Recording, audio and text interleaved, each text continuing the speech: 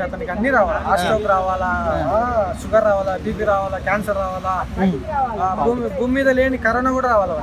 అంటే ఎందుకు అంటున్నారు అట్లా? ఎందుకంటున్నారంటే పవన్ కళ్యాణ్ అనే వ్యక్తి మూవీస్ కథ పక్కన పెడితే వ్యక్తిగతంగా చాలా మంచి, ఆయన ఎంత మంచోడో అది అందరూ తెలుసు.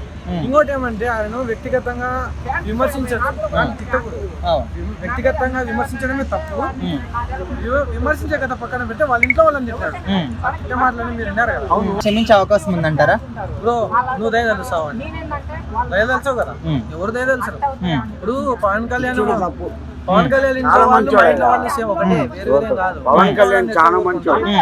అంటే ఇప్పుడు వైట్ ఇంట్లో అంటే ఇప్పుడు పవన్ కళ్యాణ్ అంటే చాలా ఒక దయాగుణం కలిగిన వ్యక్తి కదా, ఒకవేళ ఎందుకంటే మీరు చూస్తున్నారు పొలిటీషియన్ లో ఒక 40 years కింద నుంచి చూసుకుంటే రాజకీయాల్లోకి వచ్చి కూడా రాజకీయాల్లో ప్రభుత్వం డబ్బులు తిన్న వాళ్ళు కూడా పొలిపాలు పెట్టాలంటే పెట్టలేని ఆలోచన ఉన్న వాళ్ళు ఏ ప్రభుత్వంలో లేనప్పటికీ రైతులకు చేసినాడు. మీరు ఇంకా ముందు వీడియో చూసి ఏదో ₹1 ఏదో ఒకప్పుడే ఇచ్చినాడు, అట్లా ఎవరున్నారు? అదే అంత మంచి మనసు ఉంది కాబట్టి ఒకవేళ క్షమించొచ్చేమో అనే విధంగా నిజంగా క్షమించొచ్చా మరి? ఆయన క్షమించాడు, ఎందుకంటే చెప్పినాడు కదా రోడ్డు మీద నిలబెడుతున్నాడు, నిలబెడతాడు. సో ఇప్పుడు ఈయనని అరెస్ట్ చేయడానికి ఒక 3 జిల్లాలకు సంబంధించిన పోలీస్ స్టేషన్లు అందరూ కూడా ఎగబడుతున్నారు, నేను అరెస్ట్ చేస్తాను. అసలు ఈయన పరిస్థితి ఏమవుతుండొచ్చు ముందు ముందు? మీరు చెప్పింది నిజం కావచ్చు, హార్ట్ స్ట్రోక్ నిజంగా రావచ్చు. మీరు చెప్పినది హార్ట్ స్ట్రోక్ నిజంగా రావచ్చు. ఇంకోటి ఏమంటే ఇప్పుడు ప్రభుత్వాలు శాశ్వతం కాదు, మనుషులు శాశ్వతం.